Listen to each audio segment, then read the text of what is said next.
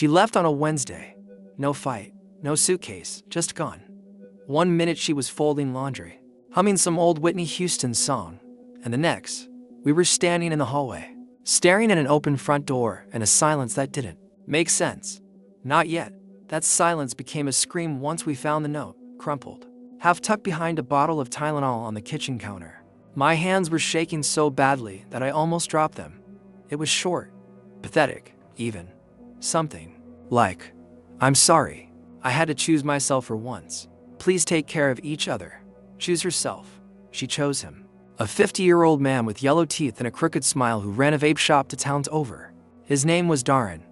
We'd seen him once, didn't think much of it, just some greasy dude who wore sunglasses inside and called my brother champ. But she left us for him. No warning. No explanation that made sense. And the worst part, she didn't even say goodbye to my little brother. He was 10, still sleeping with the nightlight, asking if Santa was real.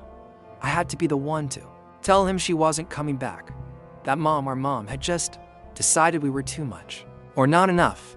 I can still hear his voice that night, whispering, "Did we do something bad?" And I didn't know what to say, because I was asking myself the same thing. What kind of mother walks away like that? What kind of woman wakes up one morning and decides that guy, that life is worth more than her children?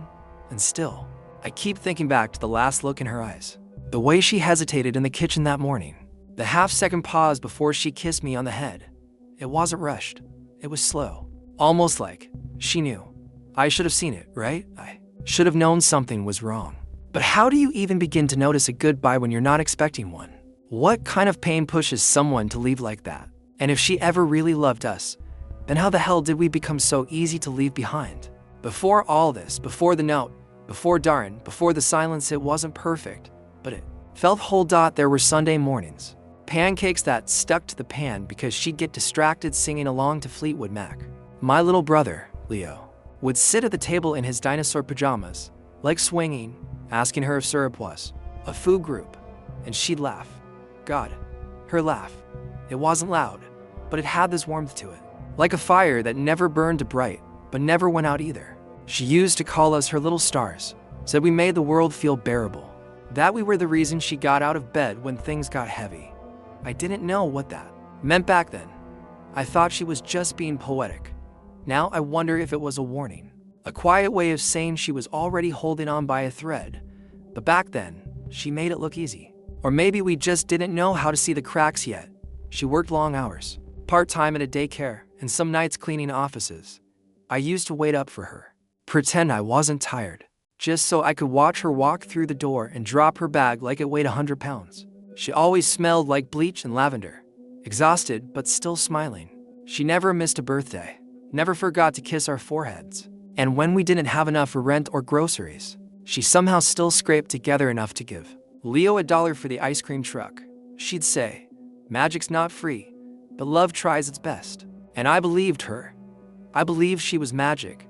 There were nights we'd fall asleep on the couch, her arms around us like a shield. She used to play with my hair when I was pretending to sleep, whispering things like, "You're stronger than you know. I'm sorry this is so hard." I should have asked her what she meant. I should have asked why she was sorry, but I didn't.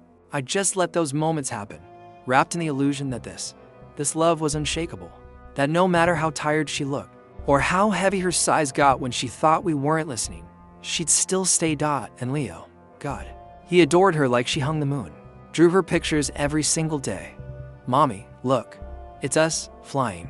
He taped them on the fridge with little magnets shaped like fruits, and she'd tell him she'd never seen such beautiful colors. She meant it, or at least, it felt like she did. We were messy, but we were a team. That was her word, team. Said we had to stick together, 'cause the world wouldn't always be kind, and not everyone stays. Funny, she said not everyone stays. But I didn't think she was talking about herself. It's wild how easy it is to believe someone's okay just because they're good at pretending. She held it all together so tightly, wore strength like a second skin. But now, looking back, I see the little things. The way she'd flinch when the phone rang, the nights she stared at the sink long after the dishes were done. The way she smiled was like it was a reflex, not a feeling. We were happy, weren't we? I keep replaying it all in my head, trying to spot the moment it started to unravel. But it's like trying to find the exact second a dream becomes a nightmare. There's no warning, no alarm, just this slow, suffocating shift. And part of me, the part that still loves her, wants to believe she did try. That maybe the weight got too heavy, and she just didn't know how to say so. But another part, the part that wakes up at 2 a.m., choking on what ifs. That part hates her for choosing him over us, for letting go without a fight. Still, sometimes I dream about those mornings. Pancakes, laughter, a soft hand on my head. And I wake up wondering, was it ever real? Or was she always waiting for a reason to leave? And if it was real, then why wasn't it enough? It started with a phone call. I didn't think anything of it at the time.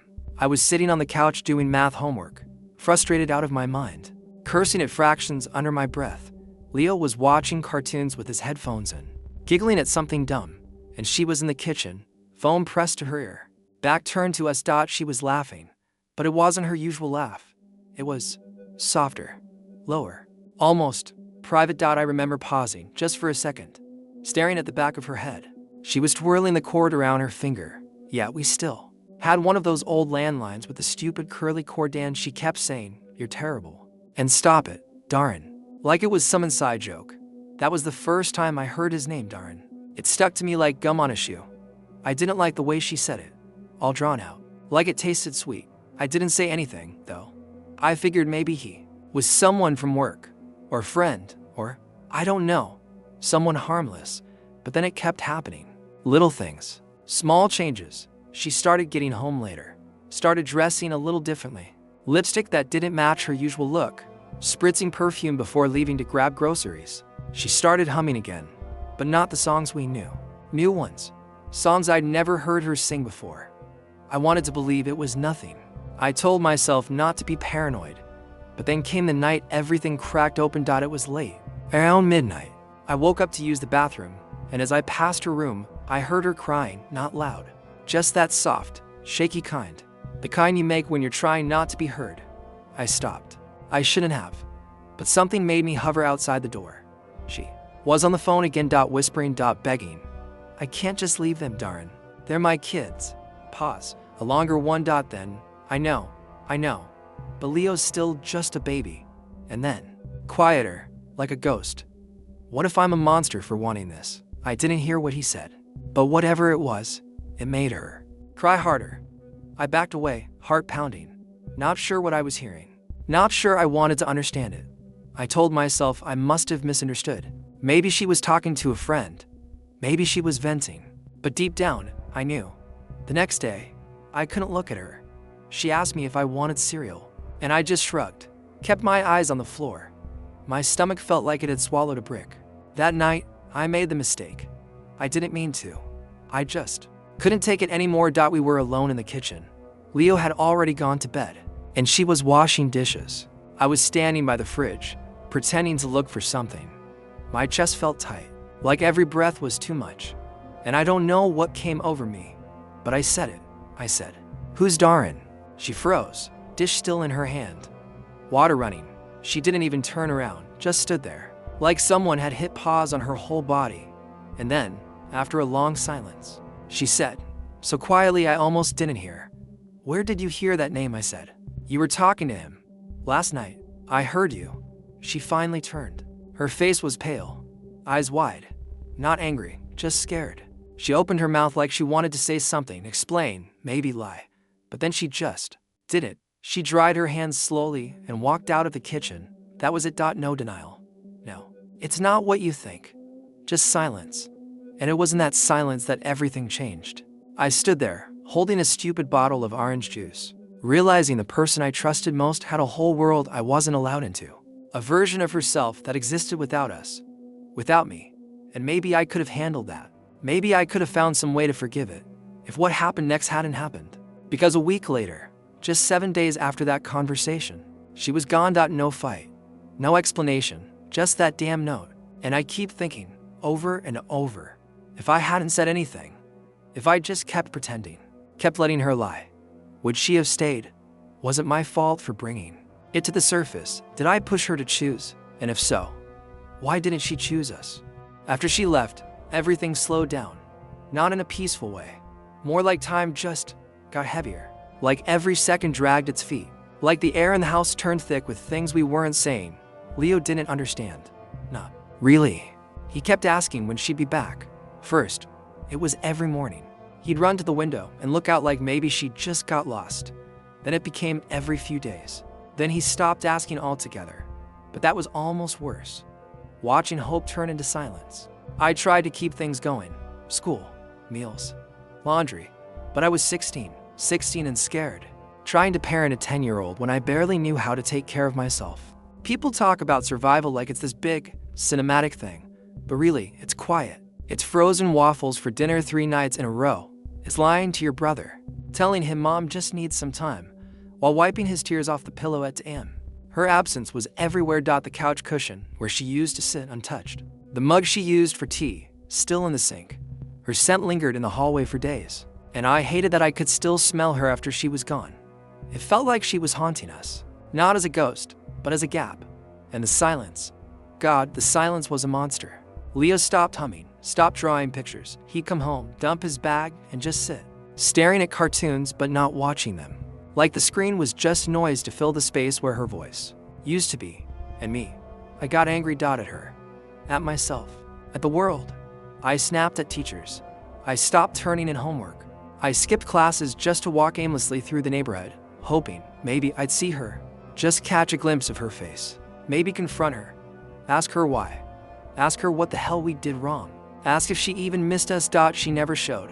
And still, I waited. One time, I saw a woman at the bus stop.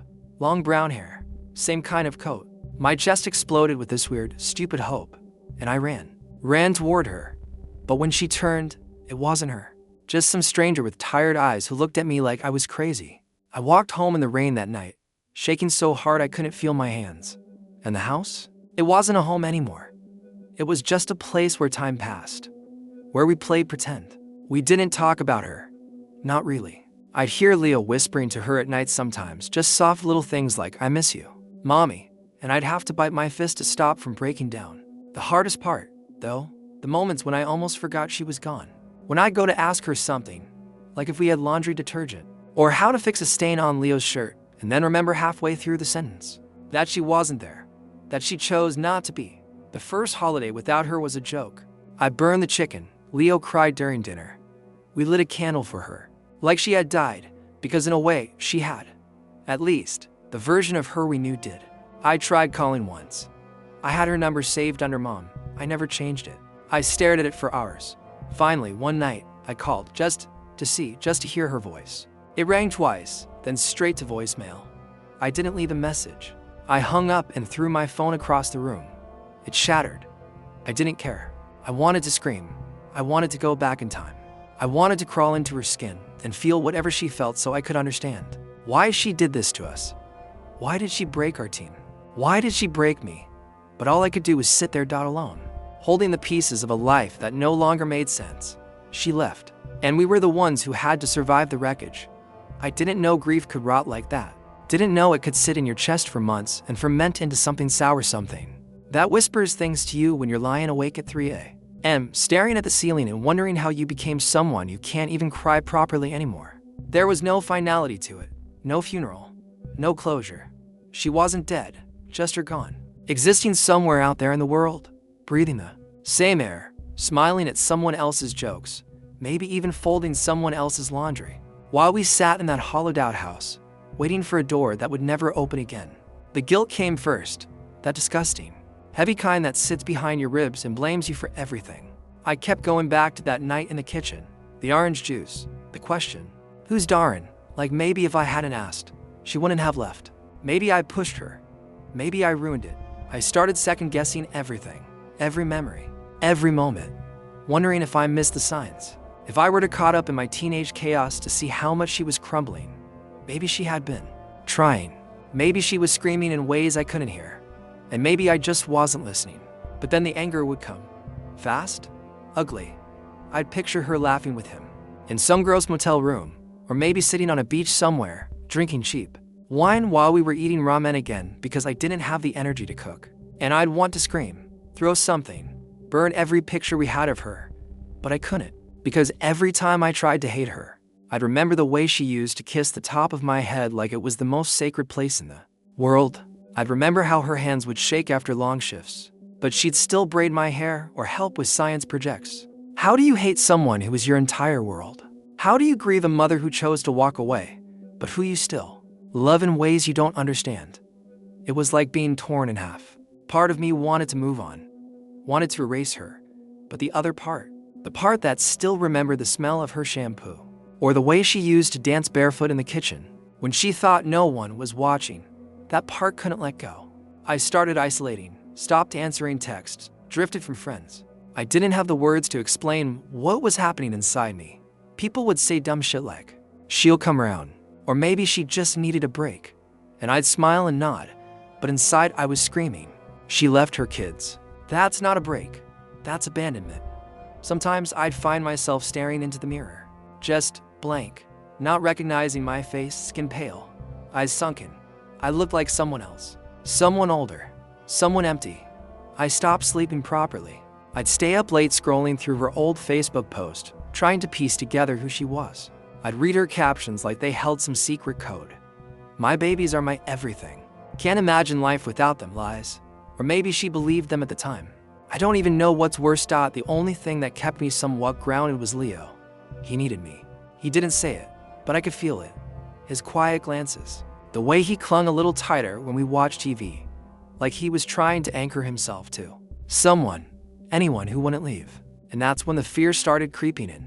This paralyzing fear that maybe I'd end up like her, that maybe leaving was in our blood. I started having dreams where I'd walk out of the house and never come back, just vanish. Like she did. In the dreams, I didn't even feel bad. That scared me the most. Waking up sweating, wondering if part of me understood her more than I wanted to admit. What kind of person does that make me? What if she saw something in herself in me, and that's why she couldn't stay? There were nights I'd stand at the foot of Leo's bed and just watch him breathe, like I needed proof that he was still here, that I hadn't broken him completely. And I'd whisper, "I won't leave. I promise." But even as I said it, I felt the cracks in my voice. Because promises, they're just words. And I learned from her that words don't always mean what they're supposed to. So I kept moving, numb, haunted, trying to be the adult in a life I never asked for. Trying to love someone fully while barely hanging on to myself. And all the while, this question kept circling in my mind like a vulture. If she could leave us, what does that say about who we were to her? And worse, what does that say about who I might become? I wish I could tell you there was a moment of peace, some final conversation, some closure. But no, that's not how this kind of ending works. There was no reunion, no apology, no carefully folded letter sliding through the mailbox, just time. Relentless, quiet time, stretching on without her. And us, we didn't heal, not really. We just adapted. Like people who lose a limb and figure out how to walk differently. It still hurts. It always hurts. But you learn to carry the weight. In other places, the hardest part is that she never looked back. Not once. Not even a message to see if we were breathing. I waited. God, I waited. I checked the mailbox like some desperate kid in a coming-of-age movie. Every phone was made my stomach drop, hoping, praying, dreading that maybe it was her. That maybe she'd remembered we existed. But she did in single quotes. One day, I found out she moved to Arizona. Some cousin messaged me out of the blue and said she'd seen her glowing, looked happy, like she'd lost weight, new haircut, big smile. I threw my phone across the room again, because she was happy. While we were still picking up the pieces, she left behind. Leo asked me once, quietly, almost like he didn't want the question to exist. "Do you think she still loves us?" I didn't know what to say. I just looked at him, and for the first time in months, I cried. Right there, in front of him. No filter, no pretending to be strong. I told him, I think she did. I think maybe she still does. But some people love in broken ways. And sometimes broken love still breaks everything. He didn't respond. He just leaned into me. And I think we both understood something neither of us could explain. The years went on. School ended. I started working full-time. Got used to making grocery lists and filling out forms and folding Leo's laundry. The way she used to, even though I never got it quite right. He grew up fast. But no matter how far we got from that moment, that Wednesday morning, that empty kitchen, that goddamn note, it still lives in me, like a bruise that never fades. I can't look at certain things without thinking of her. Peach lipstick, the smell of laundry softener, that one Whitney Houston song that always makes me feel like I'm 6 years old again. Wrapped in her arms, not knowing the warmth would one day disappear without warning, I still wonder. Why? Not just why she left, but why she never came back. Why did she never call? Why didn't she fight for us, for me? Was I too much? Not enough? Did she look at me and see the weight of her life? The thing that held her down? Did she feel free when she let go? Sometimes I imagine running into her at a gas station, maybe, or a grocery store. She'd be older, hair streaked with gray. I'd walk past her and say nothing. Let her feel the chill of my silence. Make her wonder who I became without her. But then I picture something else. Her seeing me, stopping, eyes soft, saying my name like it still means something. And I don't know which version hurts more. The one where she regrets everything, or the one where she doesn't. Because either way, the damage is done. And no matter how many times I try to make sense of it, one truth remains. She left. She chose to leave. And I'm still living in the shadow of that choice. Some nights, I still whisper, come back, even though I know she won't. Even though I don't know what I'd say if she did. Some stories don't have clean endings. Some goodbyes echo forever. It's been 6 years. Funny how time moves, not in straight lines, but in loops. You think you've outrun something, buried it deep enough to forget, and then one little thing pulls it right back up. A smell, a photo, a song on the radio that plays in a grocery store when you're just trying to buy eggs and go home. That's what happened the other day. I was walking through a thrift store, killing time before work, and I saw this old, beat-up mug. White, ceramic with a pink lipstick stain permanently baked into the rim. And for half a second, I thought it was hers. The one she used for tea. The one she held with both hands like it was the only warm thing in the world. I stood there, frozen, 22 years old, wearing a name tag and holding a backpack full of bills and bus tickets, and suddenly I was 10 again, watching her laugh over breakfast. That weird, echoey laugh that still haunts my dreams sometimes. I didn't cry. Not there. Not in public. But I didn't touch the mug either. Didn't need to. Because I realized something that day. She's still with me. Not in a sweet, spiritual way. Not like some guardian angel. More like a scar. One that's healed. Sure, but still itches when it rains. People always ask if I've forgiven her. If I found peace. Whatever that means. And the truth is, I don't think I have. I don't think I ever will. Because forgiveness feels too clean for what she did.